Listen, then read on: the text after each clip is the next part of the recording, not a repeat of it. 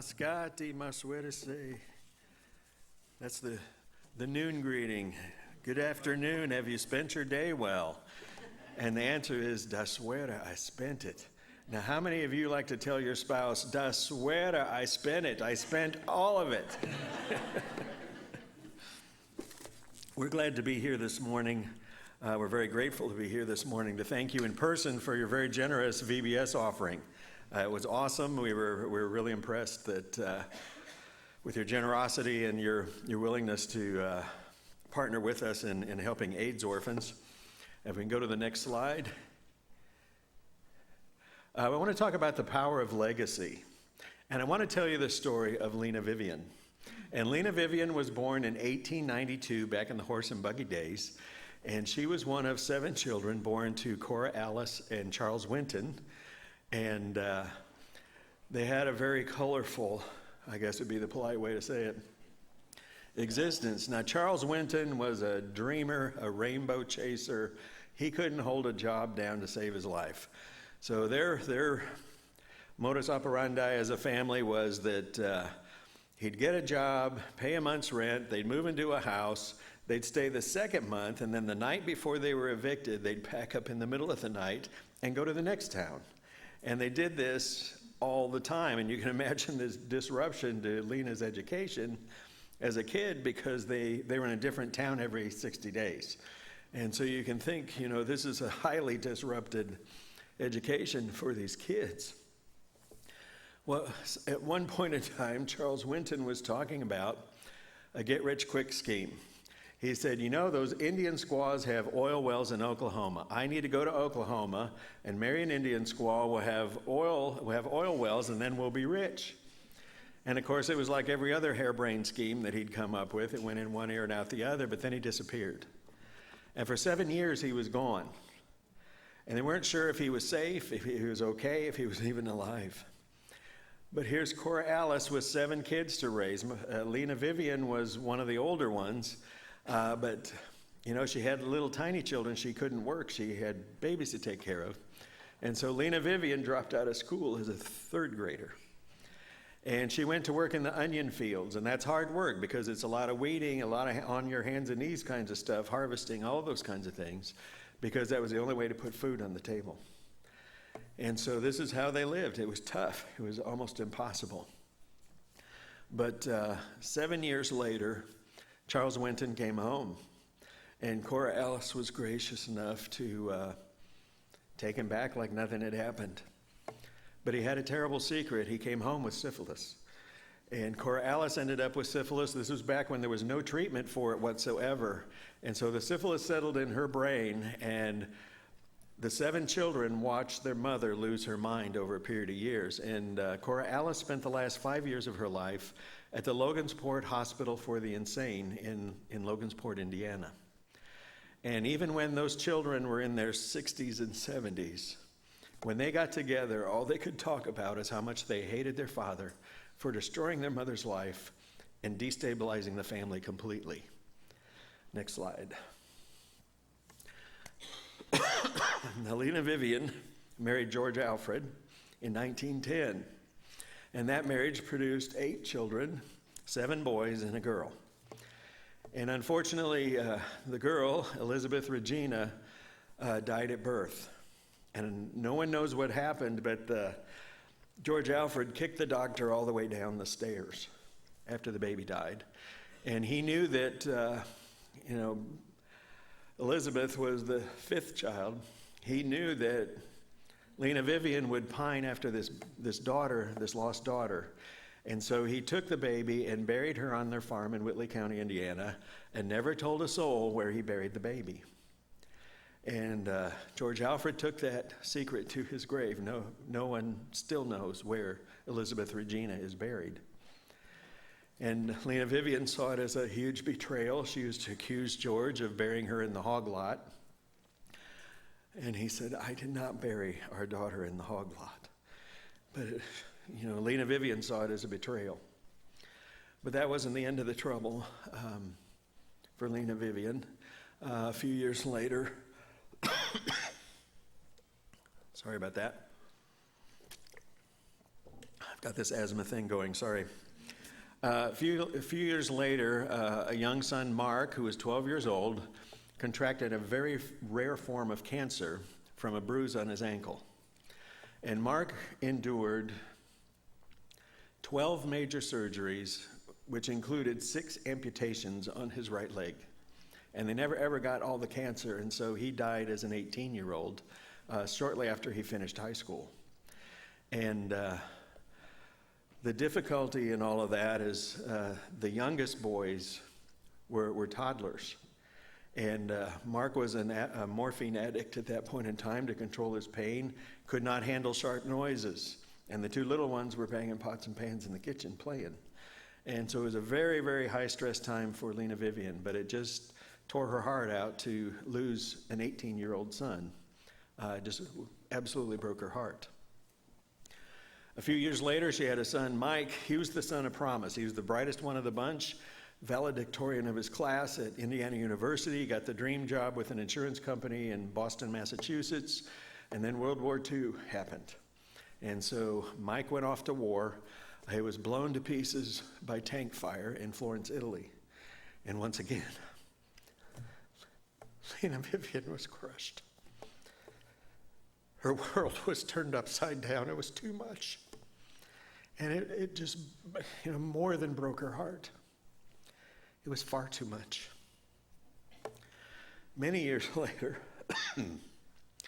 a son, Robert, who had heart trouble all of his life, had a massive heart attack and died at 55. And once again, she had to bury another one of her children. So she buried 4 of her children in her lifetime. And it was absolutely devastating. But Lena Vivian wasn't completely destroyed by it because she had 19 grandchildren to think about. But she had one that was absolutely her favorite. And these 2 clicked and meshed like you would not believe. Now, Lena Vivian only had a 3rd grade education. She had a master's level understanding of horticulture. And she passed that love of horticulture on to this grandchild. And it was just an amazing relationship. She was always positive, always smiling, always pouring into this grandchild, always encouraging him. She loved him without any conditions whatsoever. And it was exactly what this grandchild needed. And I have to tell you that I am that grandchild. Now, you talk to the other 18 grandchildren, they remember her as deeply wounded, conflicted, crabby a lot of the times, not so friendly to them. But the favorite grandchild remembers her always smiling, always encouraging. She was the oxygen that child needed in the middle of an abusive childhood. And so her legacy is complex. And some of us are going to have a legacy that's complex, huh? Life is messy, isn't it? Anybody have a life that wasn't messy? Yeah, we need to have chat. But Lena was like oxygen to me as a child. Now, this picture you're looking at is George and Lena in 1957. And that's me she's holding. Susan swears I still make that face. I don't think so. But, the tragedy for me as that favorite grandchild was that, she was 65 and he was 72 when I was born. So they were already retired. My dad came very late in life. He was, Lena Vivian was 47 and George was 53 when my dad was born. And so we didn't have a lot of time together, but it was a very high quality time. But I want to think about, what kind of a legacy are we going to leave behind? We're all going to leave a legacy. Is it going to be positive? Is it going to be encouraging? What are people going to remember about us? Let's go to the next slide. But what is God's plan for legacy? He has quite a bit to say about it. It's kind of interesting. So what do we do to use the Bible to guide us? Let's go to the next slide. Okay, we're going to put the glasses on. Okay, now we've got words. And you must love the Lord your God with all your heart, all your soul, and all your strength. And you must commit yourselves wholeheartedly to these commands I'm giving you today. Repeat them again and again to your children. Talk about them when you're at home and when you're away on a journey. when you're lying down and when you're getting up again. This is Deuteronomy 6, 5 to 7. So what's the time frame? It's all the time, isn't it? Okay, are we telling? You know, it's interesting. God always has at least, in most families, has at least 3 generations living at any time. So that's at least 2 generations telling the youngest generation how great God is, how powerful God is, how he's intervened and protected us and loved us, and on and on and on. And so that's one of the greatest legacies we can leave, is passing our faith to the little ones. Next slide. We will not hide these truths from our children, but will tell the next generation about the glorious deeds of the Lord. We'll tell of his power and the mighty miracles he did. Psalm 78:4. Once again, we're not going to keep it quiet. We don't want to keep it quiet, because the truth is, when we start telling the children and the grandchildren about how powerful God is, how wonderful he is, this is building a foundation underneath them. I don't have to worry about not being, I don't have to worry about being an orphan, because I have a Father in heaven who's going to take care of me. You know, there's all of this undergirding that comes when we pass on our faith. Next slide. Great is the Lord. He's the most worthy of praise. His greatness is beyond discovery. Let each generation tell its children of his mighty acts. Psalm 145, 3 to 4, I think. That part looks really small. But, yeah, I'm in the large print Bible club, sorry. But, again, he's so worthy of praise. He's done so much. And living in Zimbabwe, it's mind-boggling what he's done. We should be dead. If it wasn't for the Father intervening in his sovereignty, we would not be standing here alive today. We've been held at gunpoint, we've been poisoned, we've been threatened. It's gone on and on and on. But God's been faithful to keep us, preserve us, protect us. And in all those incidents, he loves to show his power, and I love telling people about how he does it, because it's enriching, it's faith building, it's all good. Next slide. I could have no greater joy than to hear that my children live in the truth.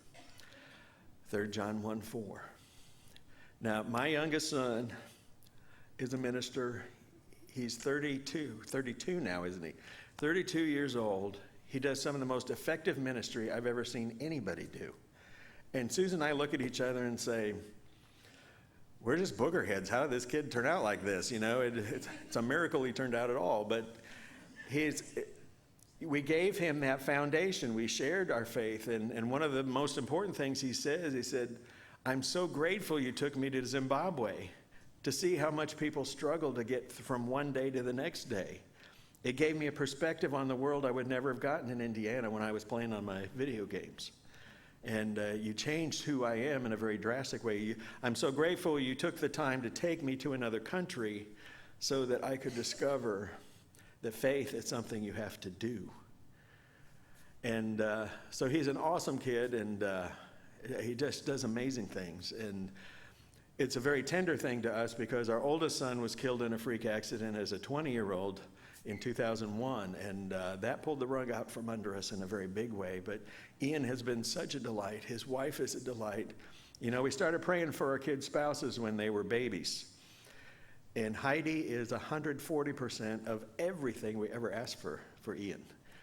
Tremendous, she does tremendous ministry. She's a good mother. She homeschools. She's got all kinds of stuff going on, and she's just an amazing individual. Next slide. So what will be your legacy? Take a minute. Okay, how are people going to remember you?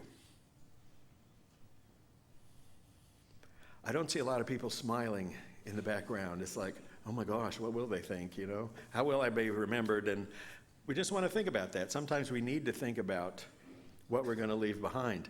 I had open heart surgery 7 years ago, and that was a moment of pause, because I went to Mayo Clinic for a checkup, and they said, you're out of time, we're doing surgery Thursday.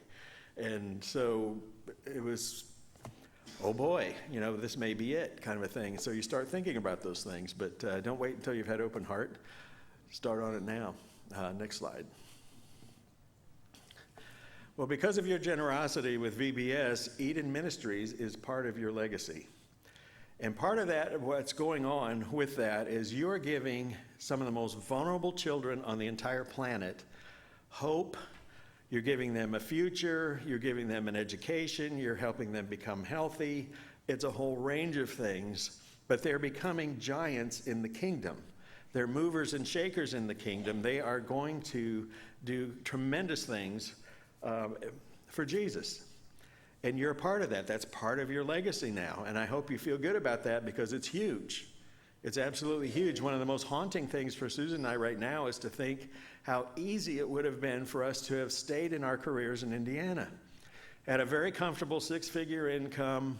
You know, I was director of landscape architecture at a large architectural firm. We did projects in 38 states and 6 foreign countries. And Susan had her own business, and she taught school, vocational home economics, and we had a really good life. We spent 8 years and $1 bazillion restoring an old farmstead that was perfect. And Susan had started telling people, I'm never moving again. You never tell the Lord never, because you'll end up in Africa, and some of you are really terrified by that whole idea. And the funniest part about our going to Zimbabwe, Africa was never, ever on our radar screen. Not once. It just wasn't there. So Lord does amazing things. But these kids have a future because of your generosity. And it not only changes their lives, it changes history. Because these kids are coming into the kingdom. They're witnesses for Jesus. They're doing things that will change their world. And that's a huge thing. Next slide. The evangelism team has been able to start 17 churches and 6 Bible studies in some very, very remote areas.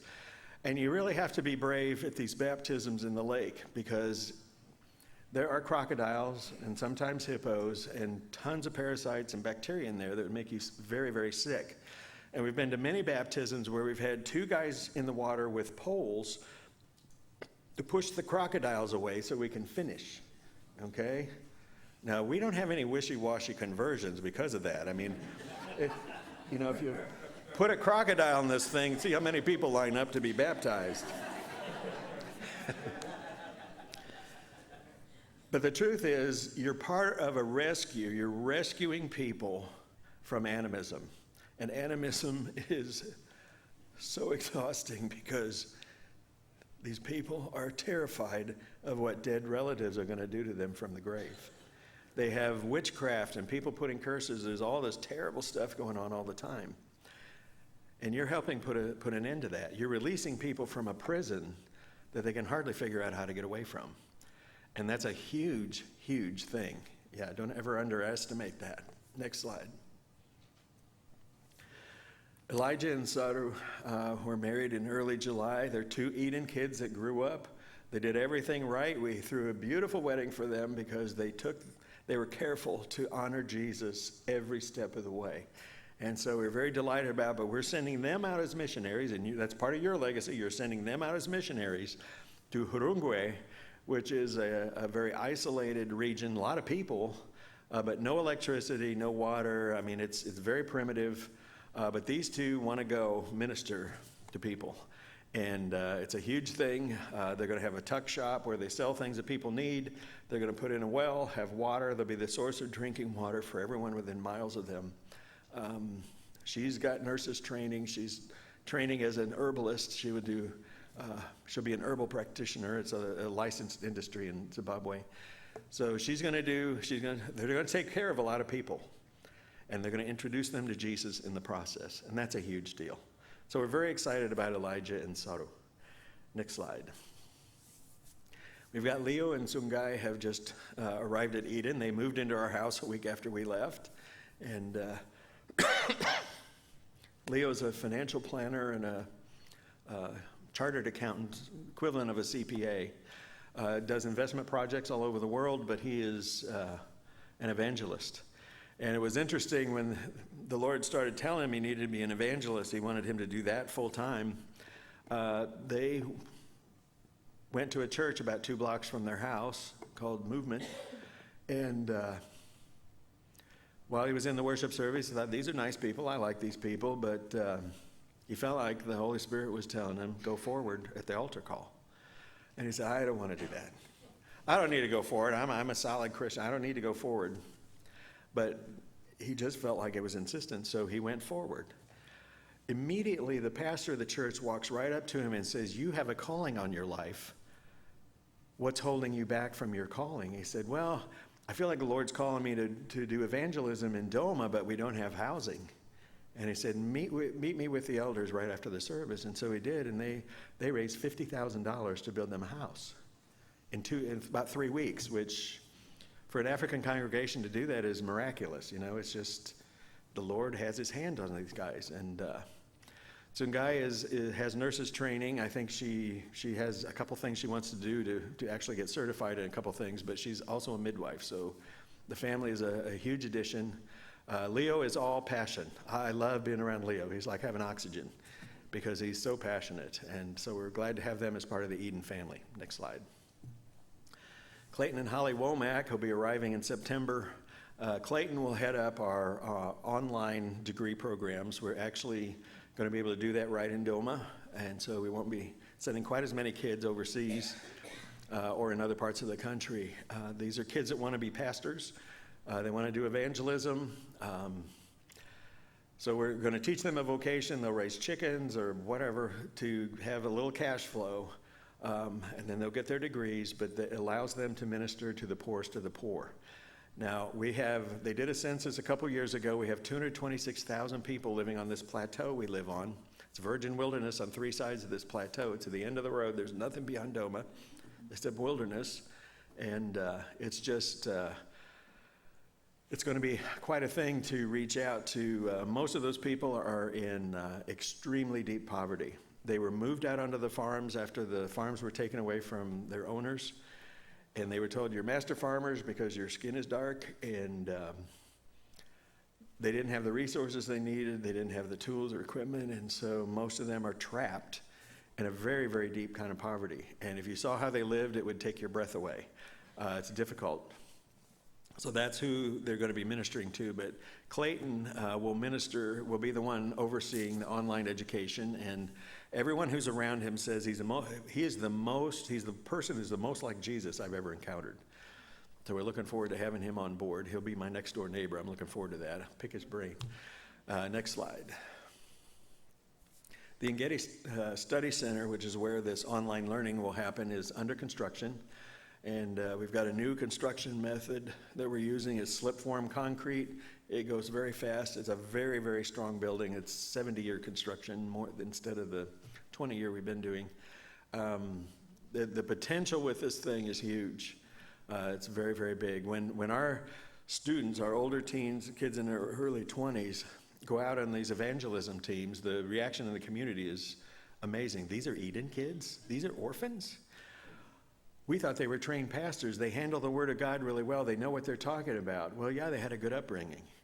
And so we're going to give them more tools to do an even better job. So the Ngeti Study Center is in the works. It's something that's coming up. Next slide. The Early Childhood Development Center is running extremely well. The excitement with this new preschool is that because we have a new building, we can take in children from the community. And this is the only Jesus they're going to see. And so it's very exciting for us to be able to bring preschoolers in from the community and introduce them to Jesus. We use accelerated Christian education homeschool curriculum. We start them as 3-year-olds in play school, then preschool, and kindergarten. They're fluent in English after that 3rd year. Everybody wants their kids fluent in English. That's the key to a good job later in life. And so it's a huge deal. But the ministry to the community is significant, and that's part of your legacy now. It's a good thing. Next slide. We're taking over the Keegan House Orphanage. Excuse me. Time for another sip. We were asked by friends of ours who started this orphanage to take it over. They're in the United Kingdom for medical treatment. They will not be back in the foreseeable future. And so they've asked us to take over this orphanage. It's 75 miles south of where we are currently, but it's another opportunity. It's on a major highway. There are a number of buildings. There's tremendous infrastructure for vocational education. So what we're hoping is we can build cottages, get these kids in a family setting, get them out of a dormitory setting. That's one of the things we feel is important. Our children need to grow up in a family. If they grow up in a dormitory, they don't know how to live. The family dynamics never click. They don't learn how to live in a family if they've never seen one. So we want our kids in families. And then this dormitory building will be good for vocational students. And so we can just see the Lord is starting to pull some things together. It's going to be awesome. But it also allows our friends to carry on their dream for taking care of kids and educating them. Next slide. Now, our medical clinic to date has treated over 43,000 people. And that's part of your legacy now. We treat 8,300 every day, or every week, or every year. Gosh, I'm glad it isn't every week. And I certainly hope it's not every day. Oh my gosh. I'm on 3 new meds, and it's just like, okay, I'm dizzy all the time. Now what's going to happen? So yeah, I'm glad I'm still speaking English. But the impact in the community is huge. People know if they have no resources whatsoever, they can come to us and we'll get the highest quality medical care that we can provide. That speaks volumes. Every patient comes to a Bible study before the clinic opens. Every patient is prayed for. We have counselors on staff that talk with these guys, especially if they've found to have HIV or tuberculosis or something drastic. We've got counselors there to help them through that. And so it isn't just medical care, it's a whole range of things that are beneficial. That's part of your legacy. Thousands and thousands of people are hearing about Jesus because you guys were faithful. And that's a pretty important thing. You're getting quieter as we go. This is scary. Okay, next slide. Eden Christian Academy has 128 students. These are kids who are getting a very high quality Christian education that would never have gone to school a day if they weren't in the situation they're in. And that's part of your legacy as well. Kids are getting an education. With an education, you can do some things. And it's a huge deal. It's bigger than you think, especially in Africa, because in Zimbabwe, if you don't have enough money, you don't get to go to school. More than half the children in the country do not go to school, not a day. And so long term, it's going to create problems for the country because with this massive die-off with HIV/AIDS, we are becoming a country of children. More than half the population is under 13. So huge numbers of children, 2 million of them are orphans. And serious consequences, but your part in helping these kids get an education, they're going to be the movers and shakers that help things happen. Good things happen. Next slide. Eden Children's Village, residential care for orphans, is giving kids a hope, future. It's a big deal. Yeah, most kids come to us, they look very desperate, they're very hungry, they're not sure they're safe. There's so much baggage that comes with being an orphan because the downward spiral a family goes through is horrific. You know, usually dad gets sick first. Kids drop out of school. They have to start growing something so the family can eat. They're taking care of mom and dad. They watch them decline. After dad gets sick, mom gets sick, and then they watch them die an inch at a time. And most people who die from AIDS die from candidiasis. They starve to death over a period because they can't swallow solid food at first, and then they can't swallow liquids. And so eventually they starve, and the kids have been in the middle of this all along. The trauma with that is off the charts. You can't imagine. But to live in a safe home where God's people are providing everything they need is a rich heritage for these kids, and they don't take it lightly. They love the idea that they get to go to school because not very many people get to go. And so your part in that is huge. It's absolutely huge. Next slide. Our farm feeds 800 people every day. And I think this goat, the little brown, was saying, help me, I'm going to get eaten. And he probably will be. But by the time we feed our staff and their families and our orphans, we're feeding 800 people a day. We go through 1,100 pounds of cornmeal every day of the year.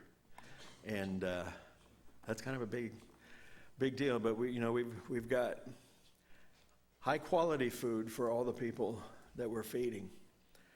We know how we've grown our corn. We know how we've grown our soybeans, which we use for oil, the sunflowers for oil and stock feeds. We know how we've grown this stuff. We know the power of nutrition. It's the very first step in treating someone with AIDS. If their nutrition isn't optimal, they will get very sick very quickly and die very quickly. And so nutrition is that first big thing that has to happen. And so, we got beef and dairy cattle, dairy goats, meat goats, broiler chickens, broiler rabbits, the egg operation. We have a full complement. We grow 64 kinds of vegetables, 19 kinds of tropical fruit. We move a lot of food, but it helps a lot of people. That's part of your legacy. You're saving starving people so they can meet Jesus. It's impossible to talk to somebody about Jesus when their biggest need is to have something in their stomachs, and they're desperate for that. You feed them, then they're ready to hear. You fed me. You took the time to feed me. No one else would feed me. Why is that? Well, that's because of Jesus. Yeah, he wants you fed because he wants you in his kingdom. And that's powerful. That's part of your legacy as well. So, yeah, it's all important. Next slide. Your legacy in Zimbabwe is significant because we're impacting several thousand people every year. And that's part of your legacy. And you think, well, we're just sitting here in Iowa. We didn't feel like we were doing much, but it's significant. It's important. And for those of us who are benefiting from it, the children especially, it's off the charts. It's big. And I don't want you to feel bad about that. It's only because of your faithful support and the support of people in 42 states and several foreign countries that we can do what we do. We can't just go over there and do what we want to do. We have to have a huge team of people over here helping us make it happen. And so I hope you're delighted in being part of it because your part is big. It's very big. Next slide. We want to leave you with a blessing today because you've been so generous with us. And when Jesus told us about the Lord's Prayer, he said, pray something like this. But when God gave the Aaronic blessing, he said, say these exact words. And that's out of number 6. And in English, it comes across, the Lord bless and keep you. The Lord make his face shine upon you and be gracious to you. The Lord lift up his countenance upon you and give you peace. And that sounds powerful. But, I love Koine Greek, the Koine Greek of the New Testament because it's ultra specific. I mean, it just zeroes straight in. Very, very specific language. I love Hebrew because it's like an onion. There's layers and layers and layers of meaning. So I want to give you this blessing. This is from Susan and I. We want to give you this blessing, and this is the expanded version of what the Aaronic blessing is really saying. May Yahweh kneel before you presenting gifts, the blessings you need in your walk with him. Yahweh keep you protected, safe and sound with a hedge of protection, literally thorns, and the blessings he's imparted on you. Yahweh make his face, his presence, shine his light, his illumination and brightness on you as you dwell in the presence of God, as you abide in and obey his word. And may Yahweh bend down to show you kindness, grace, favor, and pity. Yahweh turn his face and countenance, his presence towards you as he smiles upon you and shows you kindness, comfort, confidence, approval, and ultimately peace. And may Yahweh put in place, gift you, and compassionately extend shalom, completeness, soundness, prosperity, tranquility, contentment, peace, friendship, supernatural health, welfare, safety, protection, rest, and harmony on your life. God bless you for having us today. God bless you for helping us. We treasure your friendship and your partnership. God bless you in every way possible.